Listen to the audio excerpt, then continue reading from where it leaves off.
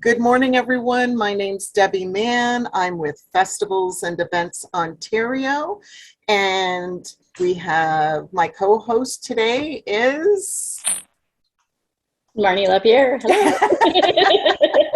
Thanks, Marnie. This is our third installment of Festivals Helping Festivals. So thanks so much for joining us. Our topic today is marketing. I did send out some information on what we could talk about, but of course, this is your round table. So wherever it goes, we're more than willing to follow where you're going. So, any opening remarks, Marnie?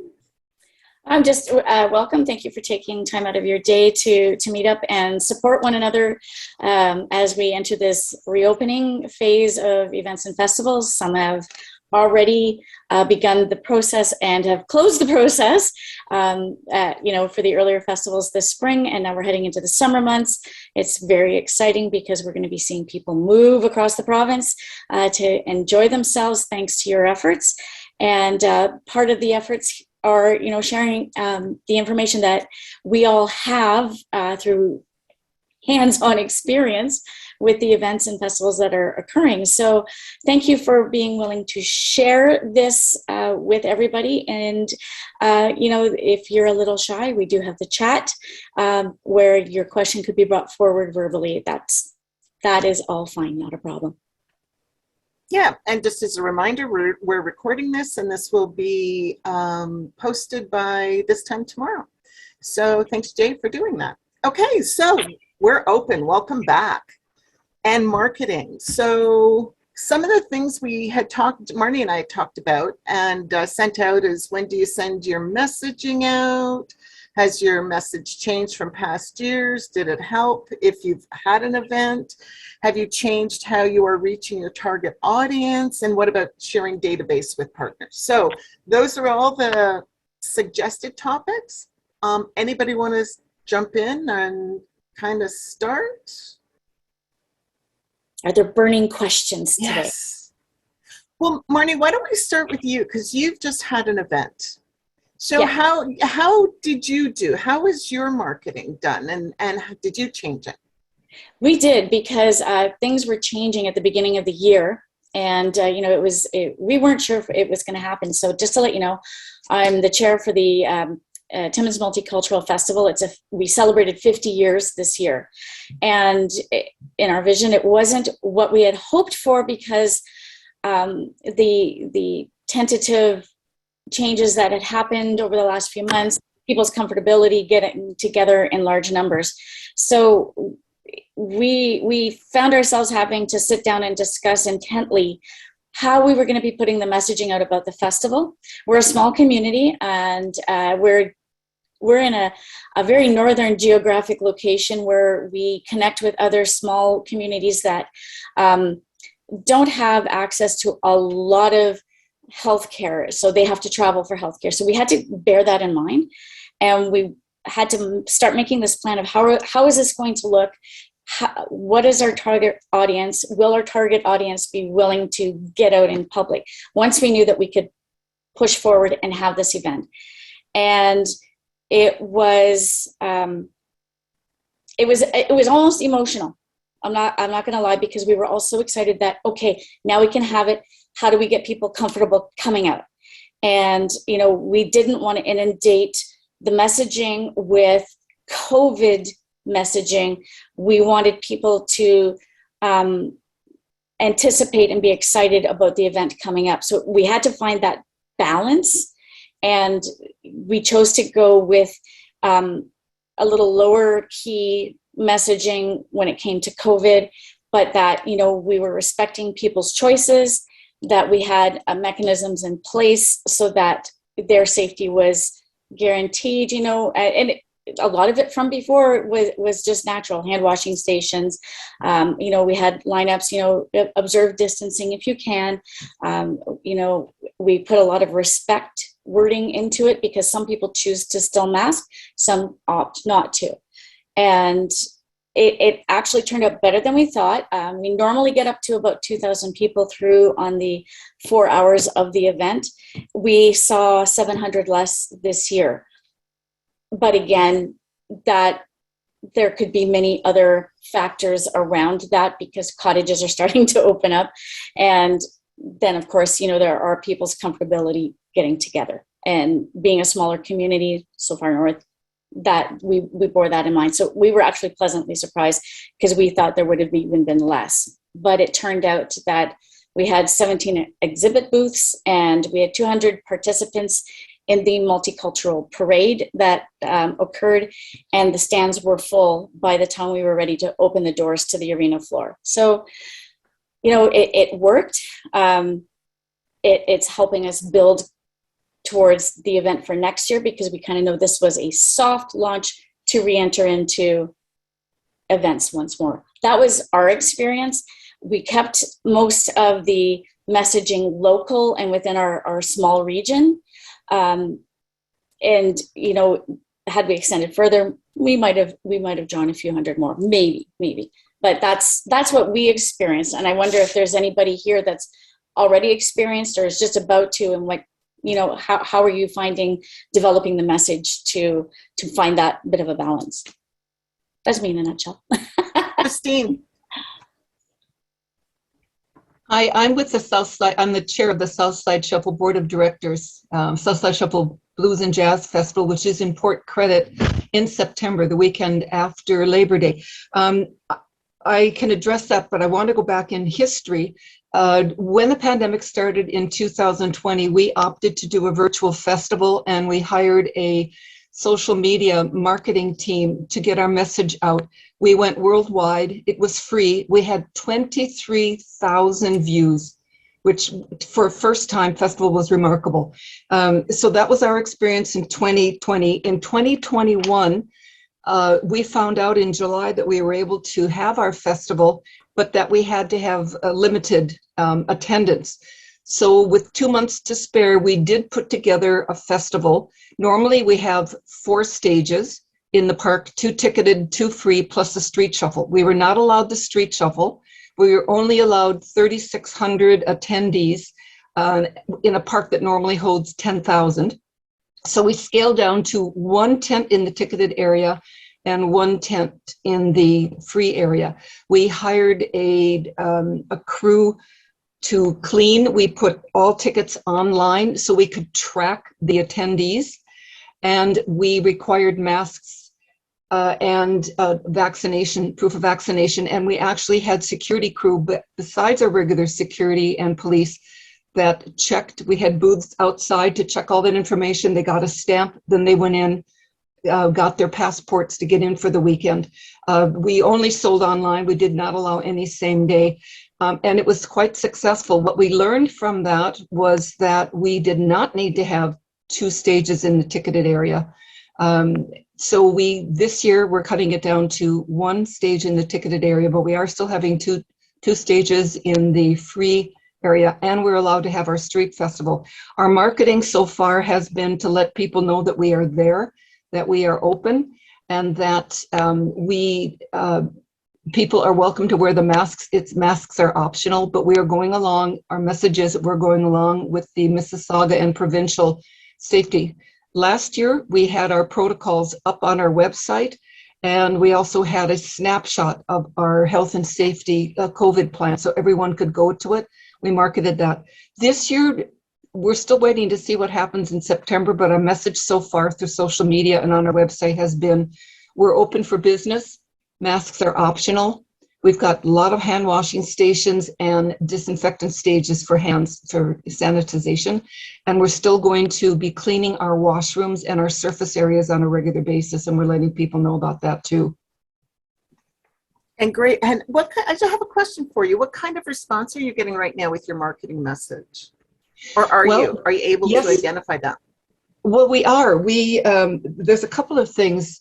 We had an early bird sale on our Bourbon Street tickets, which is the covered area in the park, in the ticketed area. And we put 90 tickets on sale, and they sold out in 11 minutes. Wow. So that was the message to us was, we like what you're telling us, that you're protecting us as best you can, and we're happy to come out. We also just did a fundraiser last Saturday, and we sold that out too. We said masks are optional. No one wore a mask, and everyone seemed safe. So the message we've been getting isn't so much about the safety. It's, thank God you're going to be there again this year. We're waiting for live music. People seem quite comfortable. Our crowd is 50 and above, and everyone is double vax plus the 2 boosters. So they feel quite comfortable coming out. We are not going to require proof of vaccination this year at all. The city doesn't require it, and we're not going to require it. That's great, Christine. Good job. Well, you know, we had last week or 2 weeks ago, we had Don Mayo come and talk to us. And he talked about a lot about that 2022 as sort of a warm up for 23. And it just sounds like your event is, you know, what you've been doing is a prime example of that. And the same with you, Marnie. I mean, it seems like it's leading into what's possible for 2023 and beyond. So it's exciting. Exactly. Yeah. It's very exciting. And like I said, we're doing the street shuffle, but we have a guinea pig. Canada Day is doing a street parade as well. So we'll see what happens with them. But again, their feedback, because we share databases and we share marketing, the feedback that they've got is, again, thank God you're coming out. We feel safe. And so on that point of sharing your databases, how are you doing that? And was it hard to get people engaged to do that? Because you're promoting each other to perhaps a different audience. It's true. We started issuing a newsletter, and we tell people they can opt out. So what we're doing is we're sharing the newsletter. We're not sharing our contacts, but what we're doing is when Canada Day has an event, or even Orangeville, we share with all the other Kitchener, Kincardine. So in our newsletter, we will say this festival is coming up, or they need volunteers, or these are the dates, or these are the times. This is how we share, and they're reciprocal with us too. They'll post as well in their newsletters and on their website. That is how we're sharing data and protecting our database at the same time. Great, that's great, Christine. Thanks. Same with sharing the volunteers. We use Better Impact, and I know we've got another session on volunteers coming up. But we do the same thing on our Better Impact volunteer site. If Canada Day or the craft beer needs volunteers, we post that on our database for volunteers and ask them if they'd like to sign up for that. And then we send that information along. Wonderful. That's great. Thanks, Christine, so much. You're welcome. D. Orth. Yeah, sorry, it's Dwayne. Oh, hi, Dwayne. So I was going to say on that comment about sharing databases, if you're dealing with, I work in media, so I sell advertising. So one of the things you can do with your databases, depending on the marketing partners that you choose, they may be able to take your either a membership database or attendee database and run some demographic profiling on it to help you do further targeting to find similar audiences. So they can then target.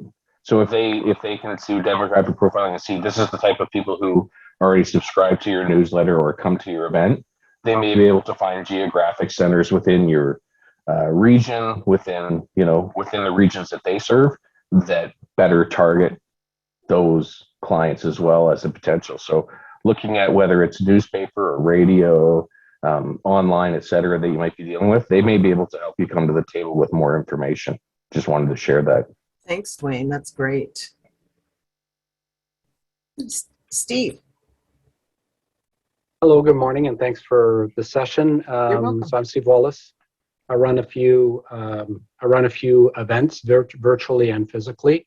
But back to Marnie's point in terms of the attendance, we're hearing. I run a street hockey tournament that's going to be coming through Ontario called Play On, and it's traditionally has attracted thousands of players, and we're hearing from marathons and mass participation that they're at that kind of 50% of what they were in 2019.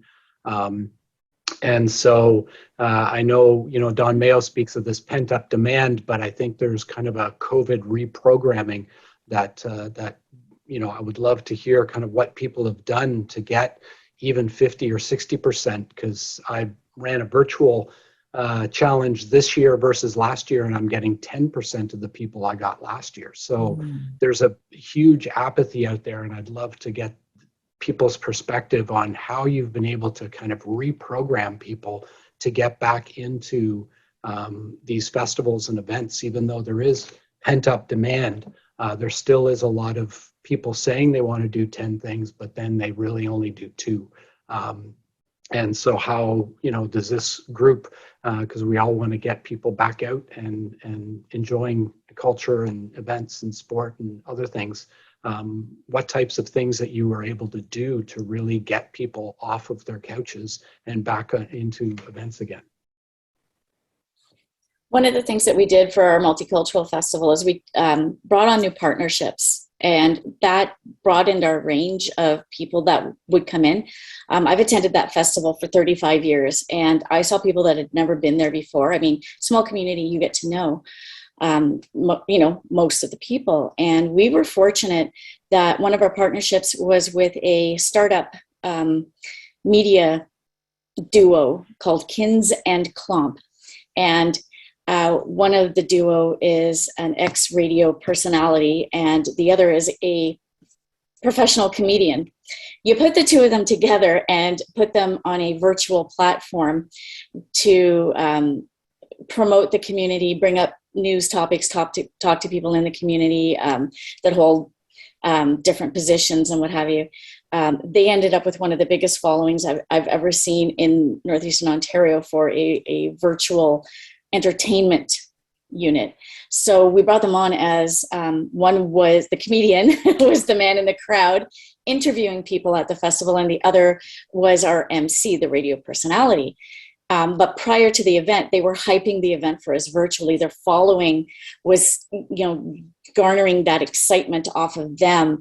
And it really changed the vibe at our festival because it had brought it from the 1990s into present day, where technology really does influence what happens at your events. And they had people tagging us in photos. They kept that happening. So somebody who follows them would attend that normally hadn't before, because their virtual heroes were accessible at a local event, and they've been touring all over Northern Ontario. That made a big difference. We also partnered with Northern College to help us with programming that's going to continue on throughout the summer. And again, they were a voice for us with the students who remain in the community throughout the summer, not just the ones that are permanent residents, but those that come from overseas for school. And so the demographic has completely changed in the audience as to what it did 30 years ago, 20 years ago, 10 years ago, 5 years ago, and just by those two partnerships. And it was absolutely stunning to see. And we just got the photos in because we also partnered with a photographer. And it just, the crowd, the look of the crowd has completely changed. The engagements that were happening completely changed because I believe full-heartedly those two partnerships that we brought on board. That's just our experience. Or Christine, I saw your hand up. Yes, I wanted to say that that's great. I just picked up some tips from you. What we've done as well, we've partnered more with our title. Tim Hortons is one of our title, and Rob of Fine Foods. We're lucky that their head office is here in Mississauga, and we have started social media contests with them to give away our premier tickets to the ticketed area to our main stage. And those are really, really successful. We've done that with Zoomer Radio, who's another one of our sponsors. So they are having contests where, the competition, so people get tickets, people that would never have thought to come out to the festival before. And then we ask them to share the information on their social media. So we found that to be very successful to have these giveaway contests. We're doing one with Summer Fun Guide. for the staycation this year, because one of our partners is a hotel right in Port Credit across the street from our festival site, and we're doing social media contests with them as well to give away tickets. So we have found this to be very successful, and I agree with you. We're getting a different crowd that we hadn't had before. Yeah, it's wonderful. I love seeing that. I do too. I do too. Dave.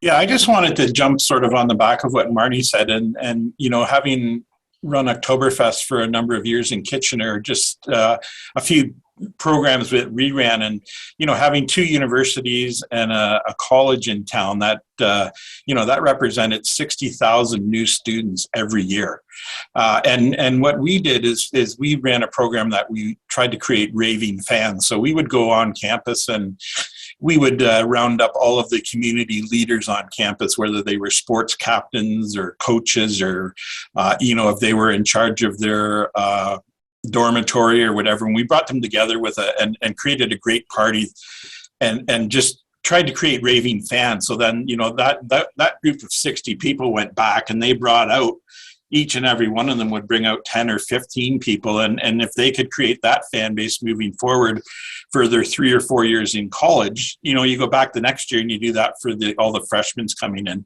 whether it's door hangers or whatever. But it's a group that, even if you get 5 to 10,000, and the next year, if 1,000 of them repeat, that those numbers keep to build. And as they come back for homecoming and everything else, they plan to extend their stay for Oktoberfest and whatever.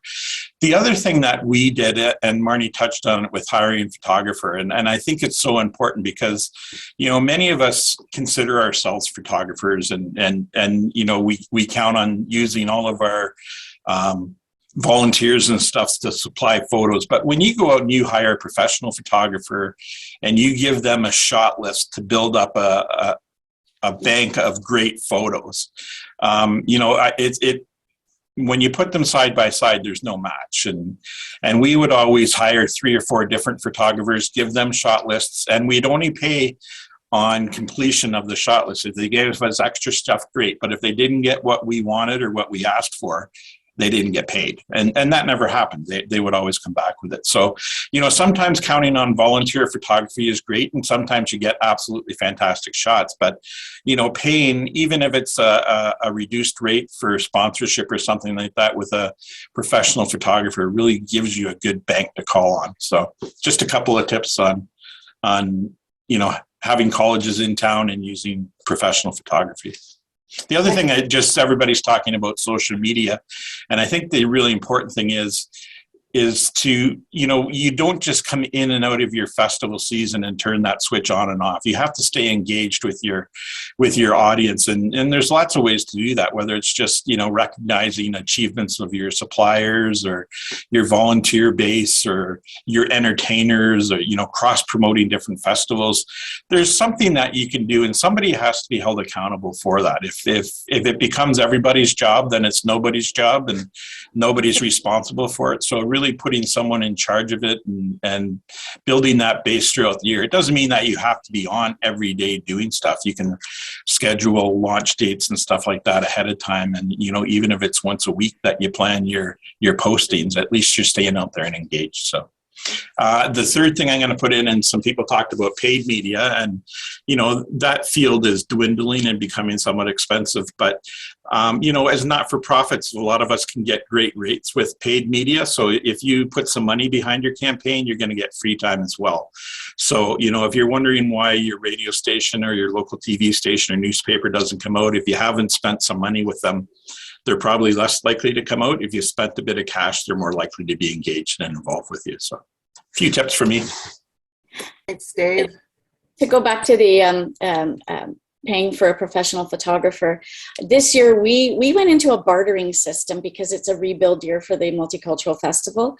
And when I approached the photographer, who was also an acquaintance of mine, and he has a long-standing in the community as a professional photographer, I asked him what kind of not-for-profit discount would we receive. And he said, well, let me tell you this. He said, I go to that festival every year. He says, I have since I was a child. He says, every year I buy food from every booth because they sell tastes of the country they're representing. And he said, and I bring that home, and that is my supper throughout the week. I don't have to think about cooking. He is a bachelor. And he said, if you can guarantee me a plate of food from each table, I will supply you with the best photos for your event that you've ever seen. It was a done deal. And the media were very accommodating with us as well. We mentioned to them, we've been off for 2 years. We haven't had a lot going on in the community. We are rebuilding. What can you do for us this year? And 3 media sources gave us $1,000 of advertising and promotion for the event 2 weeks leading up to the event. And 2 of them had staff available on site and appeared on site to promote during the event. So it was a little bit of having those discussions and relationship development and ensuring them that we are committed to carrying this event forward, because again, 50 years in the province of Ontario for an event, that's very and I know I'm tooting our horn, but that's very impressive. And to solidify that in their minds that we are definitely going forward, we're not folding, it's 50 and done. We created a commitment, a 3-year commitment with one of the major mines here as a large sponsor. And we had that to show when we're saying, we're committed to doing this. We need your help this year going forward, because we're rebuilding committees and all the rest of it. We'll be able to do more for you. And they were all over it. It's a heart point event in our community. So have those conversations. The worst they'll do is say, no, but I can do this for you. And we lucked out. It was the first time that the event has never paid a financial dollar for the media, but we will be reciprocating in kind, going forward, just because we needed that little boost this year. So. Thanks, Marnie. Peter, you had some comments to make? You're muted, Peter. Can you hear me? Yep. Yeah. Someone had said that they were concerned about people who say they want to go to events, but in reality they end up not, maybe because there's still some kind of lingering COVID fear. And one of the things I observed last couple of months ago, I went to a beer festival here in Toronto, and I was really curious because there were a lot of people there. And someone commented that they liked the fact that there was a large outdoor component to it, so they could kind of retreat to areas that were less densely filled with people. And we at the Toronto Garlic Festival have always thought, well, we want to be covered and indoor as much as possible, but people might be seeing a virtue in places that are more outdoor events or have an outdoor component that they feel safe. Thanks. That's Can you great. hear me? Yep, sure can. And that was great information. Thanks, Peter. Can you hear me? Yes. Okay. And Peter, you just spiked my creativity for something for our festival going next year. Thank you very much. I'll let you know what it is if it pans out. Yeah, good. Okay. Kyle. I wanted to echo what a couple people said. Like, hiring pro photographers is fantastic because they really help tell the story of your festival. And something I found in the past was that having those professional photos helped build a sponsorship deck for the following year, so that they're really seeing what the on-site experience is, the excitement, people interacting, and then they get a real feel for how they can fit in and where their brand identity really matches your event experience. So it's a really great tool to have in your toolkit. And also, I think Marnie was mentioning about having people in the crowd. So I think if I understood it correctly, you had the personalities also going through the crowd and interacting. That's a great way, again, when you're hiring professional entertainment suppliers, in terms of like roaming entertainment, they should be taking photos with guests throughout your event site, and like promoting engagement with vendors, but also anyone who takes photos, especially if they're gathering a large circle around. Like, we were just at Bread and Honey Festival. They came back for their 50th anniversary in Mississauga this weekend, and the street was packed. So they went down largely from a 3-day event in the park. They did a street closure on the one day and then had music throughout the weekend. but the street was packed all day. It was fantastic to see. And we were dressed in still characters throughout the day. We did like a baker and a bee to match the bread and honey theme. And it was just the number of photos. There was circles gathering around us. So when that circle was gathering, we would encourage people to make sure to tag Bread and Honey Fest, make sure to tag Bread and Honey Fest. So you're actually creating an echo of like that on-site experience in the digital sphere around you, so that hopefully if you have a multi-day event or people are already in the community, they can see those popping up and being like, oh yeah, we should go down there. I've had that happen in the past where I did like an Instagram live while I was on the stilts at Fireworks Festival in Mount Forest, and people actually came down because they were like, yeah, we saw your Instagram live and was like, that looks pretty cool. So we thought we'd come down and check it out. It's like, you know, when you create that digital sphere, you're creating that kind of like, oh yeah, maybe we should go check that out today. And it really can land in real time. It definitely does. And I'll be honest, I didn't come up with the idea all on my own. I was inspired by Tina Myers at the last or second last in-person event when Tina was the voice in the crowd interviewing everybody. And I took, when I attend the conference, the FEO conference, when we can, I take copious notes, and before an event I always go through them because there's always something I take away. So thank you to FEO and thank you to Tina, because you were very impactful in that role, and it always stuck with me what a great thing it was to engage the audience that's there, because it makes them feel they're part of the event, not just going in and looking at what's happening on stage. They're part of the show. So thank you for that.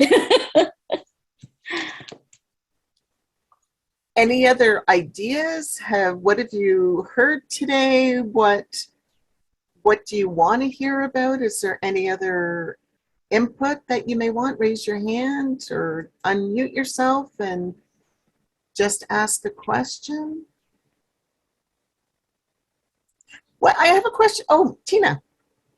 Oh, one thing the Mother Earth Committee did for the City of Niagara Falls was asked, they don't have a huge marketing budget or anything, and they really wanted to kind of do like kind of a flash marketing thing that would get people's attention for a brand new event that they are featuring.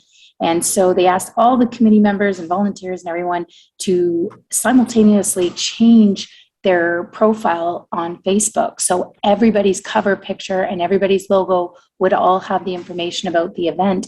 And when people see this, they all want to be a part of it and change it. So that was something that they did that was very affordable.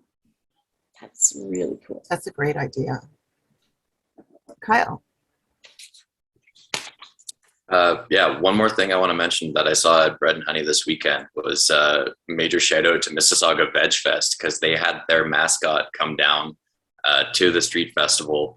And if you check out their Instagram, it is actually like one of the best Instagram feeds I've seen, because it was just happening throughout the day. They had their mascot and a handler going down, and their mascot was so dynamic, taking great pictures with everyone, and their stories throughout the day.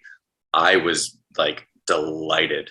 It's really, so I mean, the simple fact of, you know, going down and being part of building those partnerships, like was mentioned before, with other events in your community, being present to let people know about what's coming down the line. It was actually a great guerrilla marketing strategy.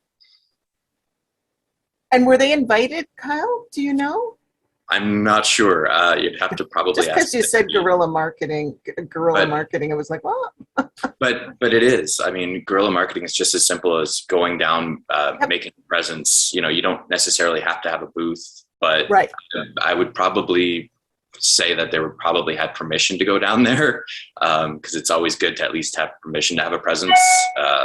Like things like even roaming rights are maybe a good thing to build into your vendor packages. But they were down there, it seemed to work. And I think their social media was also sharing out some of those images. So it again kind of helped to extend that reach as well for their campaign. Cool. What do you guys feel about sharing your databases to get the message out, to do your marketing? What kind of, because I know personally, I get a little hesitant in that. And it doesn't have to be we're handing you over our database. It could be who was saying this, like Christine was saying, where we share the message. We're forwarding the information that's going out from other events. How do people feel about that? Peter. Oh, you're still muted, Peter.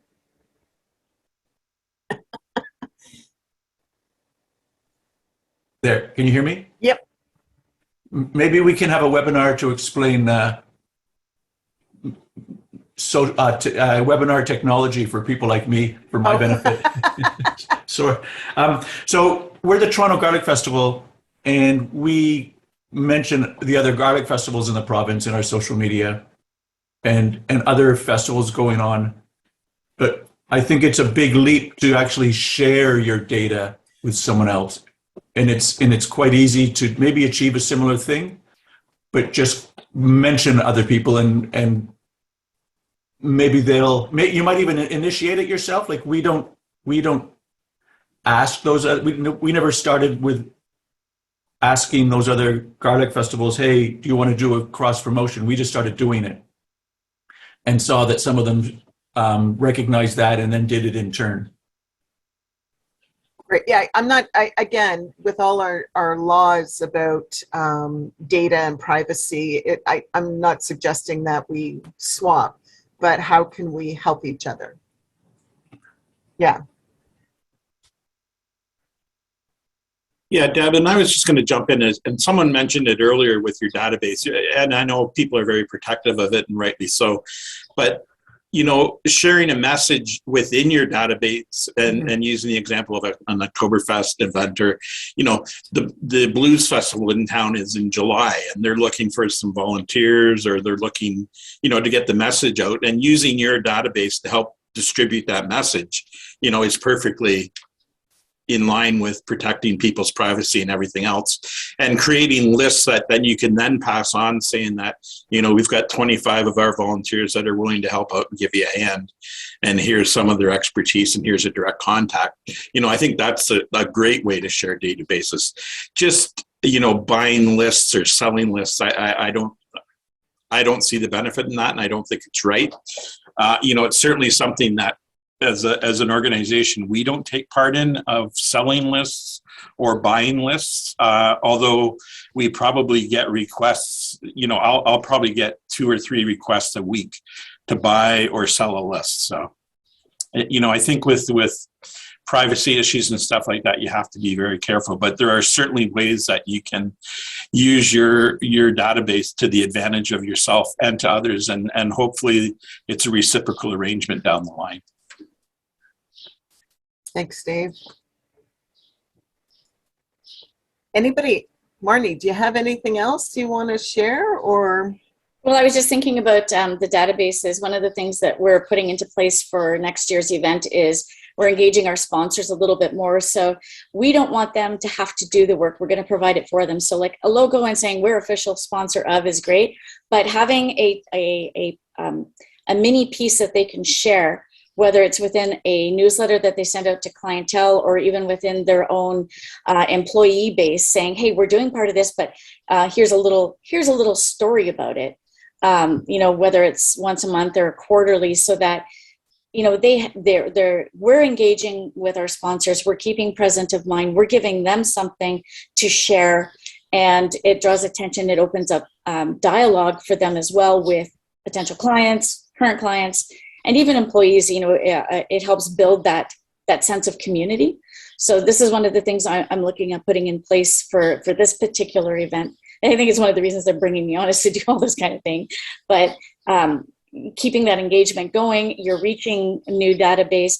They're not going to tell you who they're sending it out to, but you can ask to be included on their newsletter list, and and that way you get the feel for what they're producing or sending out, and you can adjust the piece you're providing for them to the tone that they send out. And I'm working on that little bit of development over the summer because we're expecting to engage more diligently with our sponsors come the fall, so that we help them build the excitement for the event. That's just one of the things that I'm looking at towards the database scenario. Yeah. Great. That's what it. Does anybody else, do you have anything else? Is there a question you want answered? Do you need some feedback from the group? We've still got some time.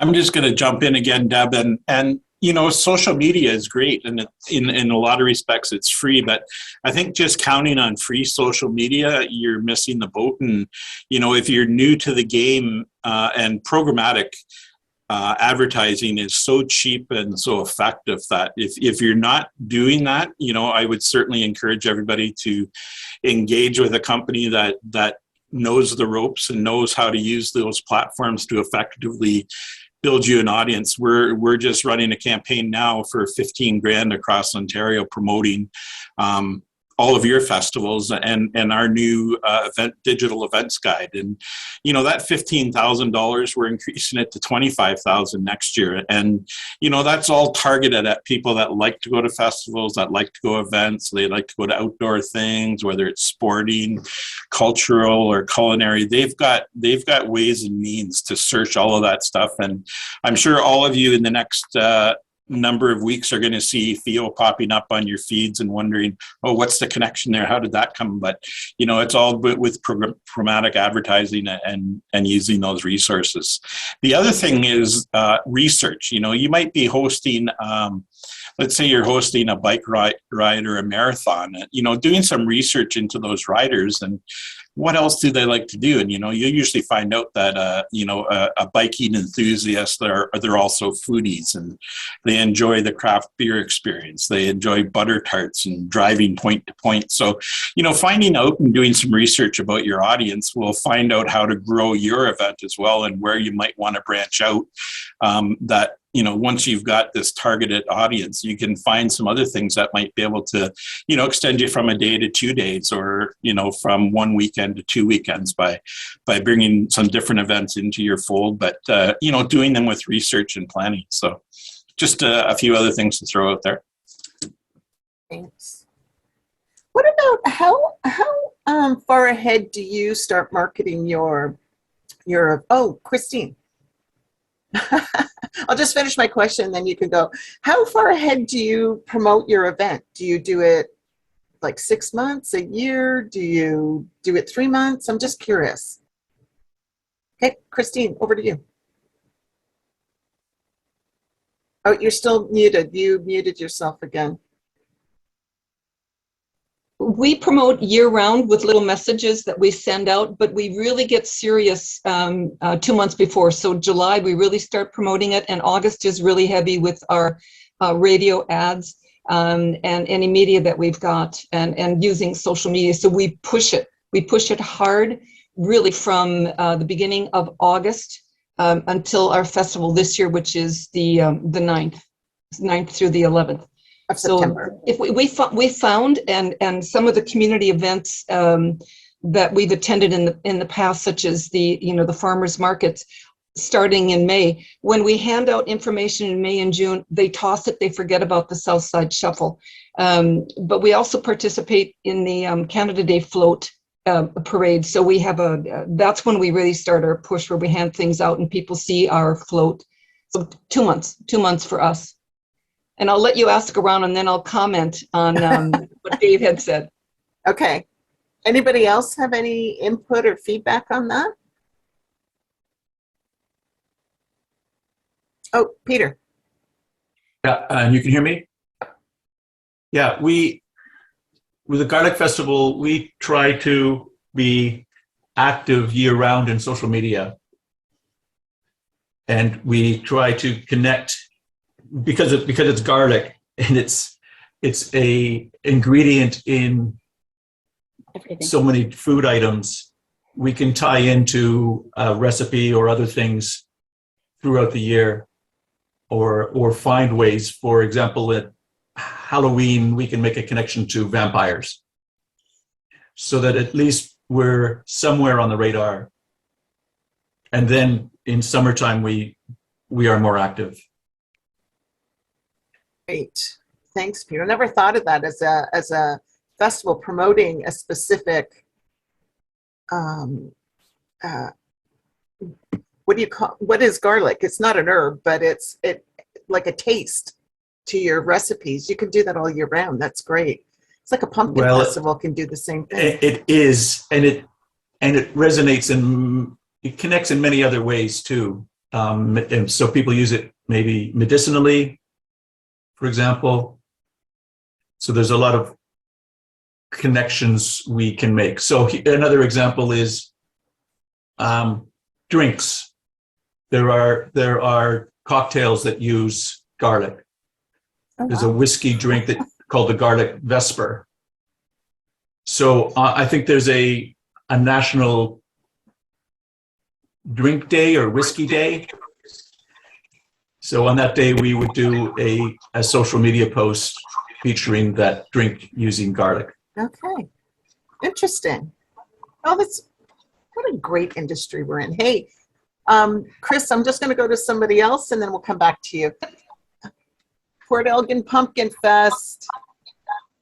Hi, Debbie. Hi. I just wanted to add in the engagement portion.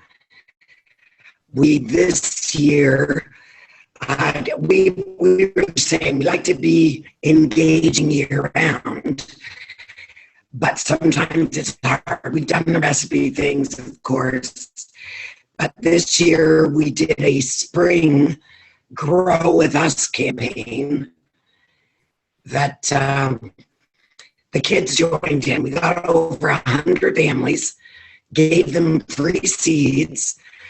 They will have a spot on the main stage with whatever they grow. The sponsor agrees with me. They all get a prize. But they get to come to the big way off with the big guys, with the big pumpkins, but they can bring their sunflowers or carrots or whatever. And they can upload pictures throughout the summer. So it has really engaged that part of the community. I found with COVID, everybody was starting a garden as well. So Our connection's pretty it's been bad. a great way for us That sounds to great. engage. Wonderful. The connection was a bit choppy there, so sorry about I that. don't know if you got all that. I'm unstable here. Okay, Christine, over to you. Yes, thank you. I just wanted to comment what Dave had said, and I forgot to mention that this year, we have a brewery in Port Credit called Stonehooker, and we are partnering with them this year, and they have created a beer for us. It's called the Southside Shuffle IPA. It's going to be available in all the bars. It's going to be available at the LCBO, but it's going to be available in all the bars starting July 1st in Port Credit. We had a signing ceremony with them and posted that on social media. And they will be selling it in the park on all our beer gardens this year. Our festival is all outdoors, and it's completely enclosed. So our liquor license is enclosed. It's the whole park, so people can grab a beer and walk around, and that's why we call it the Shuffle. So that was a major event for us to partner. And again, the feedback that we had was, wow, you're really supporting the community. So Dave, you're right. Cross-promoting and getting the community involved is very important. And what we found out was a lot of the beer drinkers love the blues. They love live music. So now we're going to have a lot of people from Stonehooker coming into the park to support Stonehooker beer. Lovely. That's great, Christine. Thanks for that. Lisa. A little bit, so sorry if this has already been discussed. We work closely with our media partners, and I'm going to call out Dwayne since he's one of ours with the City of Cambridge. we work closely with them. It's great to have ongoing partnerships year after year, because sometimes Dwayne will come to me and say, "Hey, Lisa, I worked with this other event locally. I have a great idea and a way to promote maybe that I wasn't thinking about." Because they'll get to know our events year after year, which is a way for us to reach out to new people. So which has really been helpful, and we're able to help promote them as well. So with Dwayne as the example, we can promote their radio stations as well.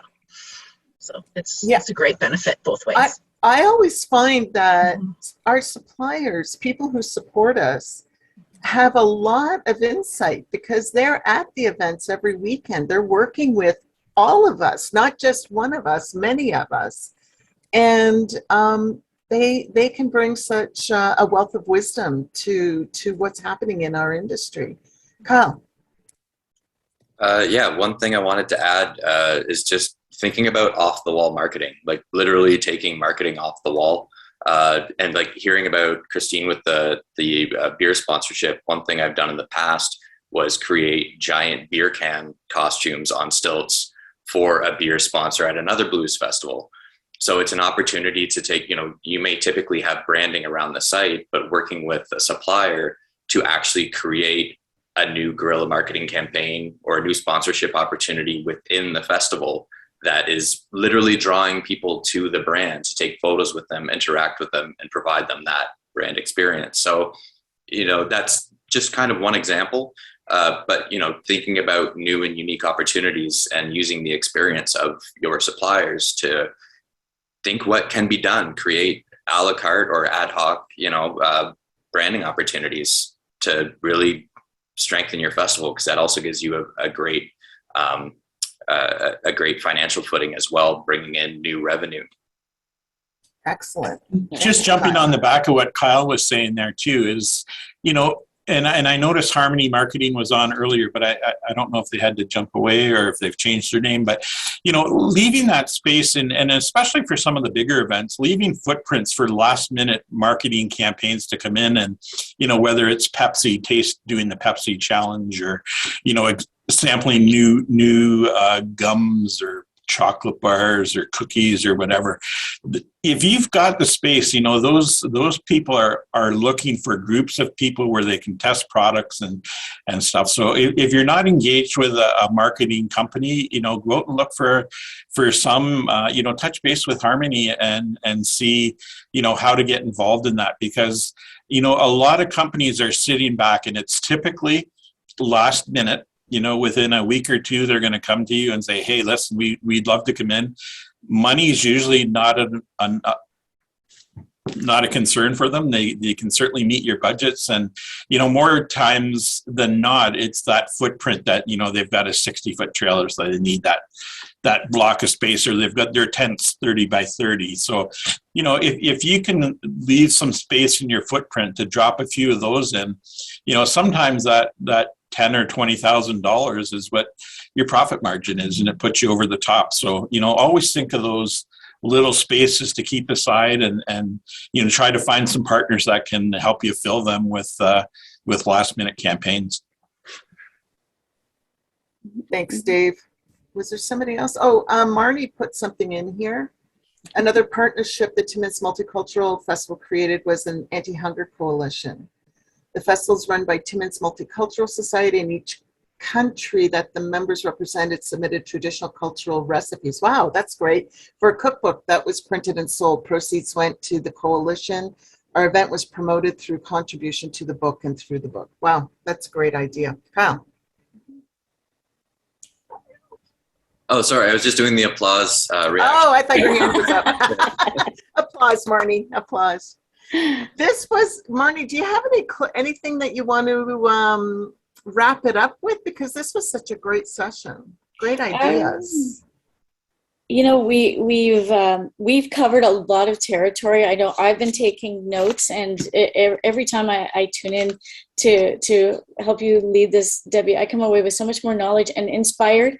And it's great to see people contributing, and I know some are quiet, some are shy. I'm hoping going forward, you take something away from today It is it's awesome to have access to these experts. You're all experts in what you're doing. Trust me, because if you weren't, you wouldn't be leading the way as you are now. And this information is so valuable. You can't get this in school. You can't get it just by reading a book. This is hands-on, walked the walk experience. And thank you for coming out today. If you think of anything, after we shut down for the day, please feel free to reach out to Debbie or myself. And, we're happy to share the information again, or bring your questions around to the membership. Most definitely. Yeah. Wonderful. Thanks, Marnie. And so we're pretty much done for today. Our next Festivals Helping Festivals is in July after the long weekend, but we're going to be doing something next week. I think Tina's signed off right now, but we're going to be doing something on June 21st about are you prepared for the possibility of human trafficking at your festival? And I'm bringing somebody in who was actually trafficked and is an advocate for that whole industry. So they're very subtle. They're very, when talking to her, it's pretty crazy. And it all came up because somebody tried to, in Niagara Falls at a cheer convention, somebody tried to accost two girls to take them. So we both thought, Tina and I both thought it was a great topic to make you aware of, have you cognizant of it. So that's on the 21st, July, after the long weekend in July is our next Festivals Helping Festivals. If you have any questions, concerns, like Marnie said, please email us and we'll get back to you. Thank you for joining us. Thank you for taking an hour out of your day. And thank you for contributions, and look forward to seeing you next in a couple of weeks. Take care, everyone. Have a great week.